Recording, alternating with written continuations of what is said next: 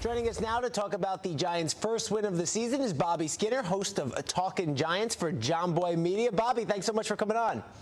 Thanks for having me. Thanks for having me on after a win instead of a loss. Yeah, well, we don't know how many we're going to get, so I'm glad we were able to have you on tonight. But we got to start with Malik Nabers. The guy is the first player in NFL history, 20 catches and 3 touchdowns in his first 3 games. We knew it'd be good, but did you think it'd be this good this fast? I didn't know if the stats would be there as quickly as they are now. But after watching him through the draft process and going to every training camp practice, it was actually boring because it's like, okay, it's so clear that you're good. I'm waiting for the games to see it actually show up. And he's been able to do that, right? Like, forget just the raw stats. He's been thrown the ball on 3rd and 4th down 11 times. He's had 10 catches, right? So he's been able to make big plays on those big money downs. The one that they didn't was the drop last week versus the Commanders. So he's not only just filling up the stat sheet, like he's contributing to them moving the ball down the field and getting their first win. I don't know why you got to bring up old stuff. We're talking about this week and the win, not last week and the loss here with that 4th down drop. Look, Nabers was a big reason that Daniel Jones had a productive day. 24 of 34, 236 and 2 touchdowns for him. No picks today. Could have been a few, if not for especially that one Malik Nabers grab where he stole the ball from the DB. How are you feeling about Jones, though, 3 weeks into the season? Better than I was after watching camp preseason in that first Vikings game, because watching that small sample size coming off the injury, you were worried that you were possibly in for a disaster year, right? We've seen DJ put together a baseline of quarterback play, but we had never seen him come off of a torn ACL before, and he was dealing with that neck injury as well. And he was just missing. He didn't look comfortable at all. I don't think anybody believes that, Daniel Jones is earning his right to continue playing for them for years and years and earning that contract. But to get through a season and keep guys from losing their jobs, he looks good enough to where he can operate an offense and get the ball to his playmakers like Nabers and Wan'Dale.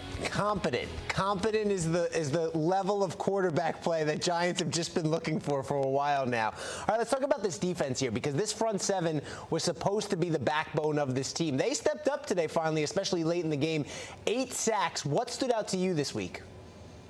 Bringing it. They played very soft the week before. They blitz over 50% of the time, which is not a Shane Bowen, staple of his defenses. In fact, it's the opposite, where they don't blitz much. They brought it. They played man coverage, and they had 8 sacks today, I believe. Also pressuring Deshaun Watson basically almost every single down, and he performed really badly against that. But really bringing it up front, starting with Dexter Lawrence, right? He's maybe the best nose tackle we've ever seen in the NFL. And then guys like Brian Burns and Kayvon Thibodeau stepping up. Brian Burns added 7 points with his strip sack, but they rushed 5 or more over 50% of the time. They did, they held up fairly well with coverage besides some Amari Cooper plays, but they brought it after a week where they played soft. They didn't blitz at all, and they didn't allow guys to make plays. Yeah, and you know what? It was after that they started backing off. They got that big lead that Cleveland started to get some things working on offense and almost got back into this game here. It was a bit of a gut check to start this game.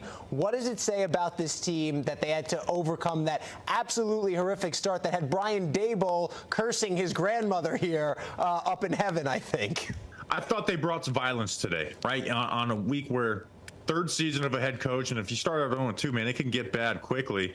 They brought like a culture of violence of, like, we're bringing the punch to this Cleveland Browns team. That their defense is really good. They do have some players on offense. They really brought it. They were resilient, was the word that Dable used in the post-game locker room speech. They were resilient, and they got a quick turnaround versus a really good team in Dallas, so they'll be tested even more than they were this week.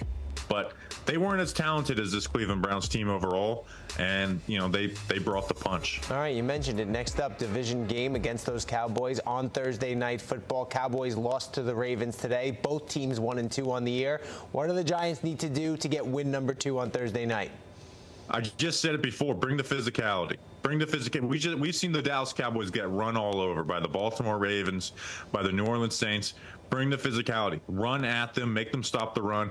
Play a little different than you did the Browns game. Play like you did versus Washington. Make them stop the run all game long. Defensively, that's going to be a much tougher hill to climb because they have Dak, because they have CeeDee Lamb. But just don't let CeeDee Lamb beat you, and hopefully that you can control the game offensively with the run game and then get the ball in your playmakers' hands enough times to create some long drives. But bring the physicality, because that's too often the Giants and the Cowboys have matched up, including week 1 last year, where they got pushed around, they got bullied. Bring the bully to them. All right, might be just one win, but they're just one win out of first place in the NFC East. Bobby Skinner, tell everybody where they can check you out on Twitter and Talkin Giants. Yeah, it's just at Talkin Giants. We have shows 3 times a week. We do film breakdown. So I feel like it's your best one-stop shop for all Giants football. Talkin Giants versus the world. All right, appreciate the time tonight, sir. Hopefully we can have you back after another win on the season. Thanks for the time tonight. Thank you.